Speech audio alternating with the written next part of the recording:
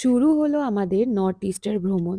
যাচ্ছি আমরা মেঘালয়া। কিন্তু তার আগে যেহেতু কলকাতা থেকে ফ্লাইটে করে গুয়াহাটি যেতে হবে, তাই ভাবলাম ঘোরা হলেও আরেকবার কাজিরাঙাটা ঘুরে নিই। জায়গাটা বড় সুন্দর। গেছিলাম ডিসেম্বরের মাঝামাঝি, ফ্লাইট ছিল আমাদের ওই 12টা নাগাদ। গুয়াহাটি পৌঁছালাম তখন ঘড়িতে বাজে 1:30। কাজিরাঙা যাওয়ার পথে আমাদের ড্রাইভার দাদা দাঁড়ালেন মহারাজা হোটেলে একটু চা আর জল খাবারের জন্য। আমরা নিলাম খাস্তা কচুরি আর স্প্রাইট। তখন আমার খুব গরম লাগছিল, চা খেলে আর বাঁচতাম না। এখানে খাস্তা কচুরি একদমই আলাদা আমাদের খাস্তা কচুরির থেকে। পেঁয়াজের স্টাফিং দেওয়া আর মৌরির একটা বেশ জোরদার স্বাদ পাওয়া যাচ্ছিল। ভালোই লাগলো। খাওয়া দাওয়া শেষ করে আমরা আবার রওনা দিলাম। কাজিরাঙা পৌঁছালাম মোটামুটি ওই বিকেল 4:30 নাগাদ। আমরা ছিলাম ফক্সটেল অর্কিড রিসর্টে। তোমরা অনেকেই আমাকে জিজ্ঞেস করো যে রুমের ভাড়া কেন আমি ভিডিওতে শেয়ার করি না। তার কারণ হচ্ছে আমি তো একে ভিডিওগুলো অনেক পরে দিই বড় ট্রাভেল ব্লগের। ততদিনে সব রুমের ভাড়া বদলে যায়। আবার প্রত্যেক সিজনে রুমের ট্যারিফ আলাদাও হয়। অনলাইন আলাদা হয়, আবার অফলাইন নেগোশিয়েট করলে আলাদা হয়। আমি ধরো একটা রেট জানালাম, কিন্তু তোমরা গেলে পিক সিজনে, তখন অনেকটা বেশি ট্যারিফ হবে। তাই আমি হোটেল ওয়েবসাইটের লিংক গুলো ক্যাপশনে শেয়ার করে দিচ্ছি, তোমরা সব ডিটেলস ওখানেই পেয়ে যাবে। ফ্যামিলি রুমটা বেশ বড় আর 4 জনের থাকার জন্য যথেষ্ট। চান সারতে না সারতেই পেটে পড়লো ছুঁচোর ডাক। তাই অর্ডার করলাম পনির পাকোড়া। পাকোড়া খেতে ভালোবাসি, কিন্তু যেই সব পাকোড়াতে একটু বেশি বেসনের স্বাদ আসে সেইগুলো ভালো লাগে না তেমন।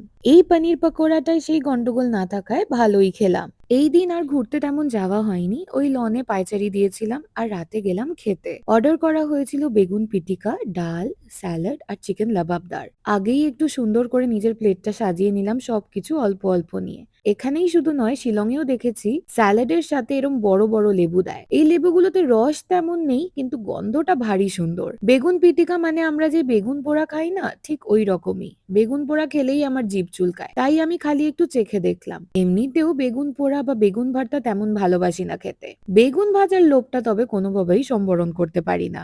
ডালটা একদম ঘরোয়া পদ্ধতিতে বানানো অড়হরের ডাল। ওই কনকনে শীতের রাতে ডালটা এমনি এমনি খেতেই যে কি ভালো লাগছিল। আর এই চিকেন লাবাবদারটা যে এতটা সুন্দর হবে সেটা আমি কোনোভাবেই আশা করিনি। এক কথায় অসাধারণ বললেও কম হবে। হালকা মিষ্টি মিষ্টি সাথে একটা স্মোকি ফ্লেভার, সব মিলিয়ে দুর্দান্ত লাগলো। ব্যাস, এই খাওয়া দাওয়া করে দিলাম ঘুম। পরের দিন সকালে আমাদের ছিল কমপ্লিমেন্টারি ব্রেকফাস্ট। চিন্তা নেই, আজকে আর সারাদিন খাইনি, ঘুরতেও গেছি। সকালে লুচি ছোলার ডাল দেখে তো মাথা খারাপ হয়ে গেছিল খুশিতে। সাথে আবার একটু চিড়ের পোলাও নিলাম, চিকেন সসেজ তো অবশ্যই নিলাম। আমরা যেমন খাবারে মিষ্টি খাই, ছোলার ডালও মিষ্টি মিষ্টি হয়, কিন্তু এখানে সেই ব্যাপারটা নেই। অন্যরকম হলেও ভালোই লাগলো ছোলার ডালটা। চিড়ের পোলাওটাও মন্দ ছিল না। তারপর খেলাম চিজ অমলেট, আর চা না খেলে দিন তো আমার শুরুই হবে না। খাবার দাবার হজম করতে না করতেই চলে এলো আমাদের জঙ্গল সাফারির গাড়ি। জঙ্গল সাফারি অনলাইন বুক করা যাবে ওনাদের অফিসিয়াল ওয়েবসাইট থেকে, অথবা কাজিরাঙাতে যেই হোটেল বা রিসর্টে থাকবেন সেখান থেকে ওনারা বুক করে দেয় সচরাচর।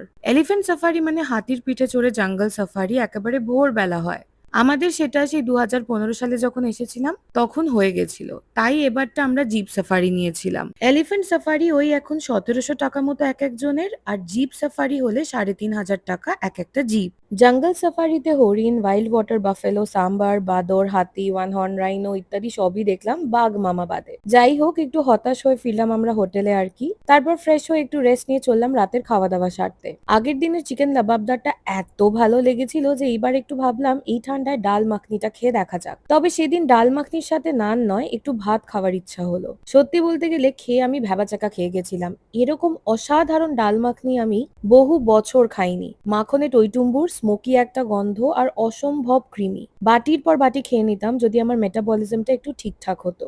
নর্থ ইস্টে এসে নর্থ ইন্ডিয়ান খেয়ে সারলাম, তাই ভাবলাম একটু এবার এখানকার খাবার খাওয়া যাক। মাছে ভাতে বাঙালি, মাছ থেকে কতদিন আর দূরে থাকবো। নিলাম মাছর টেঙ্গা, আসামেরই হালকা পাতলা একটা রুই মাছের ঝোল। বেশ ভালো লাগলো। উচ্চারণে ভুল হয়ে থাকলে আগে থেকেই ক্ষমা চেয়ে নিচ্ছি। খাওয়া দাওয়া শেষ করে সেই হাড় কাঁপানো ঠান্ডায় চাঁদ মামাকে দেখতে দেখতে একটু রিসেপশনের আশেপাশে পায়চারি দিয়ে দিনটা শেষ করলাম।